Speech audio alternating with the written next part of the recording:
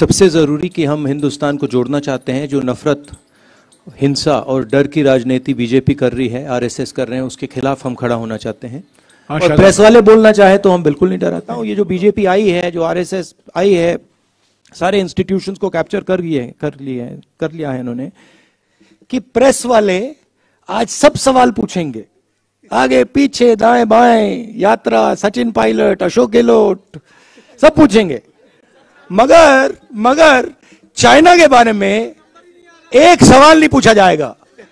जिन्होंने 2000 square kilometre Hindustan का उठा लिया, जिन्होंने हिंदुस्तान के 20 जवानों को शहीद किया, जो हमारे जवानों को अरुणाचल प्रदेश में पीट रहे हैं, मैंने कहा हिंदुस्तान की प्रेस मुझसे इनके बारे में एक सवाल नहीं पूछेगी। सच था।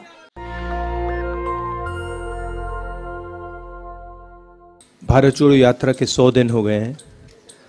कन्याकुमारी से अब हम राजस्थान से निकल रहे हैं। बहुत अच्छा एक्सपीरियंस रहा है। जब शुरू किया तो प्रेस के हमारे मित्रों ने कहा था कि देखो ये साउथ में सक्सेस रहेगी, मगर जब साउथ से निकलेंगे तो सक्सेस नहीं होगी। फिर महाराष्ट्र में कहा कि हाँ, महाराष्ट्र में सक्सेस हो गई, मगर हिंदी बेल्ट में सक्सेस नहीं होगी। और फिर हिंदी बेल्ट में जब हम आए, कहा अच्छा मध्य प्रदेश में सक्सेस हो गई, बट अब राजस्थान में फैक्शनलिज्म है, वहां पे सक्सेस नहीं होगी। और आपने बहुत क्लियरली देखा कि राजस्थान में बहुत लोग आए, लाखों लोग आए। हमारे संगठन ने बहुत अच्छा इफेक्टिव काम किया और शायद सबसे अच्छा रिसेप्शन इस यात्रा का राजस्थान में हुआ। यात्रा के लक्ष्य 3 हैं। सबसे ज़रूरी कि हम हिंदुस्तान को जोड़ना चाहते हैं। जो नफरत, हिंसा और डर की राजनीति बीजेपी कर रही है, आरएसएस कर रहे हैं, उसके खिलाफ हम खड़ा होना चाहते हैं। और ये मैसेज बहुत अच्छी तरह देश में गया है। बहुत अच्छा रिसेप्शन हुआ है इस मैसेज का। ये लोग सुनना चाहते हैं। ये राजनीति करने का एक दूसरा तरीका है, कांग्रेस का तरीका है, गांधी जी का तरीका है। दूसरे 2 मैसेजेस हैं।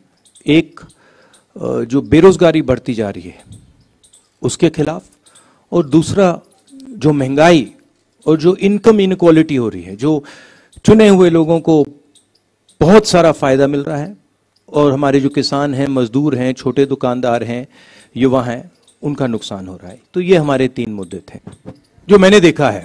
और ये सिर्फ राजस्थान की बात नहीं है, ये बाकी स्टेट्स की भी बात है कि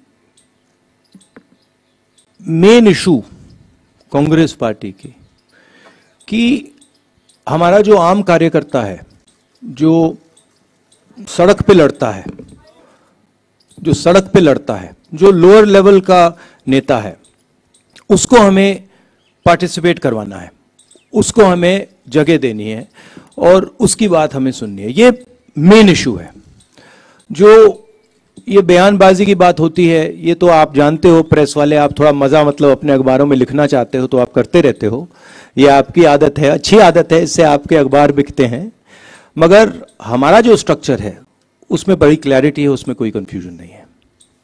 और दूसरी बात देखिए, हमारी पार्टी डिक्टेटरशिप की पार्टी नहीं है, जो फैशिस्ट पार्टी नहीं है। हमारी पार्टी में थोड़ी सी डिस्कशन हमें ठीक लगती है, कोई प्रॉब्लम नहीं है हमारे लिए। अगर अलग अलग विचार हैं तो कोई प्रॉब्लम नहीं है।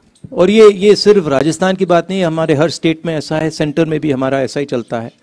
तो हम इस चीज़ को टॉलरेट करते हैं। ज़्यादा नुकसान नहीं होना चाहिए, तो अगर ज़्यादा नुकसान होता है तो हम एक्शन भी लेते हैं। मगर जनरली ये कांग्रेस पार्टी की विचारधारा है कि लोग, हमारे पार्टी के लोग अगर कुछ बोलना चाहें, हम उनको डरा कर चुप नहीं करते हैं। और प्रेस वाले बोलना चाहे तो हम बिल्कुल नहीं डराते हैं, वो तो आप जानते हो। सबसे पहले मुझे जमीन से एक बात समझ आई, और ये तमिलनाडु से लेकर राजस्थान तक कि कांग्रेस पार्टी का जो कार्यकर्ता है, कांग्रेस पार्टी का जो सपोर्टर है, उसके कोई कमी नहीं है। लाखों करोड़ों लोग हैं, और सिर्फ हमारी पार्टी के लोग नहीं, मतलब आम नागरिक भी बहुत, मतलब कांग्रेस पार्टी से बहुत प्यार करते हैं। तो ये तो देखने को मिला हर स्टेट में। जो आपने कहा, जब हमने यात्रा शुरू की, मैंने भी सोचा था कि एक्चुअली जो केरला में हमारा संगठन है वो शायद बहुत मजबूत है, मगर उसके बाद मैंने सोचा कि केरला बेस्ट होगा। केरला के बाद कर्नाटका उससे बेहतर चला गया और इंप्रूव करता गया। मतलब मध्य प्रदेश में जो हमें रिस्पांस मिला, महाराष्ट्र में जो रिस्पांस मिला, आप लोग दिखा नहीं रहे हो, वो तो आपके मतलब आपको करना पड़ रहा है, नहीं दिखा पा रहे हो, वो अलग बात है, बट भयंकर रिस्पांस है, इमोशनल रिस्पांस है, प्यार भरा रिस्पांस है सब जगह। यहां पे 2-3 योजनाओं के बारे में लोग मुझे कहते हैं और आम नागरिक कह रहे हैं। एक ये जो चिरंजीवी योजना है, इसके बारे में काफी लोग कह रहे हैं कि ये बहुत अच्छी योजना है। दूसरा जो यहाँ पे शहरी मनरेगा शुरू किया है, शहरी रोजगार गारंटी स्कीम, उसके बारे में भी लोग काफी कह रहे हैं। छोटी छोटी प्रॉब्लम्स हैं, तो चलते हुए लोग थोड़ी शिकायत करते हैं कि यहाँ पे बिजली नहीं आ रही है थोड़ी सी, या फ्लोराइड, आज लोगों ने मुझे कहा कि उनके गांव में फ्लोराइड का पानी है। तो ऐसी शिकायतें तो आती है, वो तो सब जगह आती हैं। तो ओवरऑल काफी अच्छा रिस्पॉन्स रहा है। आज राजनेताओं के बीच में, और मैं सिर्फ सीनियर लेवल राजनेताओं की बात नहीं कर रहा हूं, जूनियर लेवल राजनेताओं के बीच में और जनता के बीच में एक दूरी सी पैदा हो गई है। थोड़ा सा उसको अहंकार कह सकते हैं, अहंकार पैदा हो गया है। शायद उस टाइम देश गरीब था, आजादी मिली थी, तो नेताओं की अप्रोच थोड़ी अलग थी। आजकल मुझे लगता है कि दूरी बन गई है, और मैंने सोचा कि ये जो दूरी है, और शायद मुझ में भी थी थोड़ी सी दूरी, मैंने सोचा इस दूरी को खत्म करना है। ये दूरी फिजिकल दूरी नहीं है, ये दर्द की दूरी है। तो अगर हम दर्द नहीं सहेंगे, हम पास नहीं जा सकते, समझ नहीं सकते। तो यात्रा का यह भी लक्ष्य था, सिर्फ मैं नहीं, अब कांग्रेस पार्टी के बहुत लोग चले हैं, जनता के बीच गए हैं, और जनता का बहुत प्यार मिला है। आपको मैं समझा नहीं सकता क्या इसका मतलब है, ऐसे बोलने में बात नहीं समझ आती। और जो हिंदुस्तान का जो ज्ञान है, जो आम नागरिक में है, जिसके बारे में आप लोग लिखते नहीं हो, मीडिया में दिखाई नहीं देता। आप लोग ऐश्वर्या राय जी, विराट कोहली जी, अमिताभ बच्चन जी के बारे में लिखते हो, मगर जो आम नागरिक है, जो अपना खून पसीना दे रहा है, उसका जो ज्ञान है, उसका कोई मुकाबला ही नहीं। उसका जो प्यार है, उसका कोई मुकाबला नहीं। तो ये सीखने को मिला है। जो कांग्रेस पार्टी 10 साल पहले थी, जो हिंदुस्तान के हालात 10 साल पहले थे, 20 साल पहले थे, 30 साल पहले थे, 40 साल पहले थे, वो बदलते जाते हैं। पार्टी को अडेप्ट करना पड़ता है। अभी आप कांग्रेस पार्टी को अडेप्ट करते हुए देख रहे हो। कमियां रही हैं, मैं ये नहीं कह रहा हूं कि कांग्रेस पार्टी ने कभी गलती नहीं की, गलती की है, बहुत गलतियां की हैं, मगर देश के जो हालात हैं उसके लिए अब कांग्रेस पार्टी अडेप्ट कर रही है। और जो कांग्रेस पार्टी की जड़ है, जो उसका डीएनए है, अब कांग्रेस पार्टी उसके ओर जा रही है। और मैं आपको एक बात कह सकता हूं, जिस दिन कांग्रेस पार्टी ने अपनी जड़ पकड़ ली, जिस दिन जो कांग्रेस है वो कांग्रेस संगठन बन गया, उस दिन यहां पे कोई नहीं हरा सकता कांग्रेस को। तो ये ये एक कम्युनिकेशन है, जनता के साथ एक कम्युनिकेशन है, जनता को समझने का प्रयास है और अपने आप को बदलने का प्रयास है। ठीक है, तो ये आप ट्रांजिशन देख रहे हैं, इसमें थोड़ा टाइम लगेगा, मगर ये विचारधारा जो है कांग्रेस पार्टी की, ये 10-15 साल पुरानी नहीं है, ये 100 साल पुरानी भी नहीं है। ये जो लड़ाई चल रही है ये हजारों साल पुरानी लड़ाई है, हजारों साल पुरानी। तो ये विचारधारा की लड़ाई पहले थी, आज है, कल भी रहेगी। कांग्रेस पार्टी को प्रिसाइसली ये समझना है कि कांग्रेस पार्टी है क्या, और वो एक सफर है। और हमारे लिए जो हो रहा है, मैं आपको बताऊं, ये जो बीजेपी आई है, जो आरएसएस आई है, सारे इंस्टीट्यूशंस को कैप्चर कर लिया है इन्होंने। ये कांग्रेस पार्टी के ट्रांजिशन के बदलाव के लिए, ट्रांजिशन के लिए नई एक जो कांग्रेस पार्टी का रूप है, उसके लिए बहुत अच्छा है, खराब नहीं है। और जो हमारे सीरियस नेता हैं, जो कांग्रेसी हैं, उनको ये मालूम है और वो दिख जाते हैं, वो डरते नहीं हैं, वो दिख जाते हैं। देश में बीजेपी ने डर और नफरत फैला दिया है, और ये व्यक्ति इसलिए घूम रहा है क्योंकि वो डर और नफरत को मिटाना चाहता है। और ये पहला व्यक्ति नहीं है जो ऐसे घूम रहा है, ऐसे बहुत सारे व्यक्ति घूमे हैं, और ये हिंदुस्तान का इतिहास है। ये जो नफरत और डर से लड़ने का ये हिस्ट्री है हमारी, ये इतिहास है, और मैं पहला नहीं हूं और अंतिम नहीं होऊंगा। और ये मेरी यात्रा नहीं है, ये हिंदुस्तान के लोगों की यात्रा है, ये कांग्रेस पार्टी की विचारधारा की यात्रा है, और ये हिंदुस्तान को जोड़ने की यात्रा है। बीजेपी कहती है देखो देखो देखो 2000 साल पहले क्या हुआ, वो विजन नहीं होता है। जैसे मैंने किसी से कहा, गाड़ी को आप रियर व्यू मिरर में देखकर नहीं चला सकते, एक्सीडेंट होगा।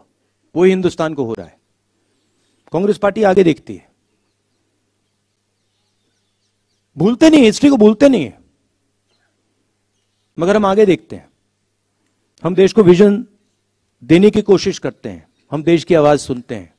तो हमारे लिए बहुत बड़ी अपॉर्चुनिटी है, और यह काम सिर्फ कांग्रेस पार्टी कर सकती है और कोई बीजेपी नहीं कर सकती। तो हमारे लिए बहुत बड़ी अपॉर्चुनिटी है। दुख होता है, यह देखकर दुख होता है कि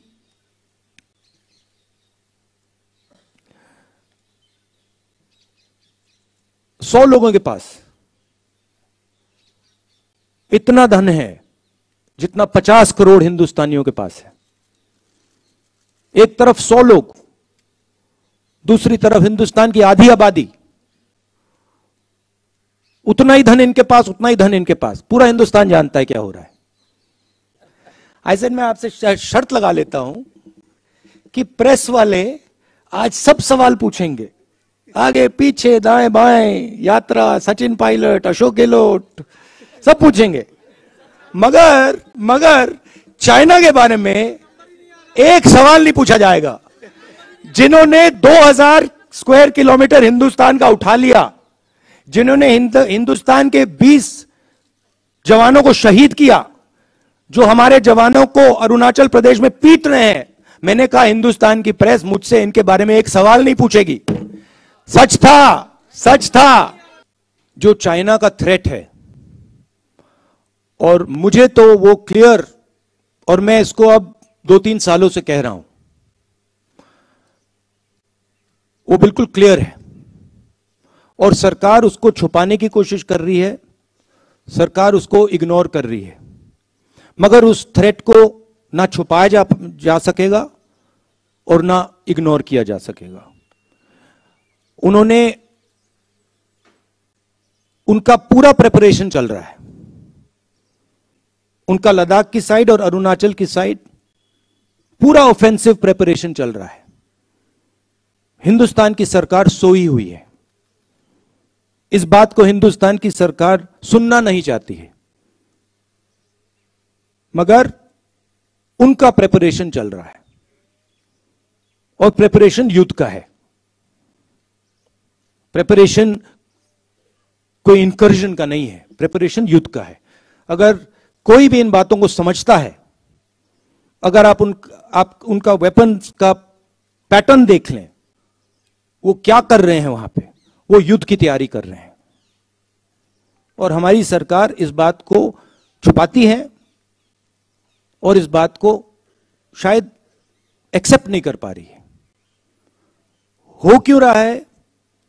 क्योंकि हिंदुस्तान की सरकार इवेंट बेस्ड काम करती है। हिंदुस्तान की सरकार स्ट्रेटेजिकली काम नहीं करती है, इवेंट बेस्ड काम करती है। वो सोचते हैं कि भैया यहां पे एक इवेंट करो, यहां पे एक और इवेंट करो, मगर जब आप इंटरनेशनल रिलेशंस की बात होती है, जियो स्ट्रेटेजी की बात होती है, वहां पे इवेंट काम नहीं करता है, वहां पे शक्ति काम करती है। तो मैंने 3-4 बार बोला है कि सावधान रहना चाहिए, जो हो रहा है उसको समझना चाहिए। उनकी बयानबाजी आती रहती है, मैं देखता हूं एक्सटर्नल अफेयर्स मिनिस्टर बोलते रहते हैं, कहना नहीं चाहिए, मगर शायद उनको थोड़ी अपनी समझ गहरी करनी चाहिए। नेशनल दस्तक की आपसे गुजारिश है कि अगर इसको बचाना चाहते हैं तो नेशनल दस्तक को सब्सक्राइब करने के लिए रेड कलर के सब्सक्राइब बटन को दबाएं, फिर बेल आइकन की घंटी दबाएं। नेशनल दस्तक को बचाने के लिए बहुत जरूरी है कि हर खबर को शेयर करें, लाइक करें, कमेंट जरूर करें।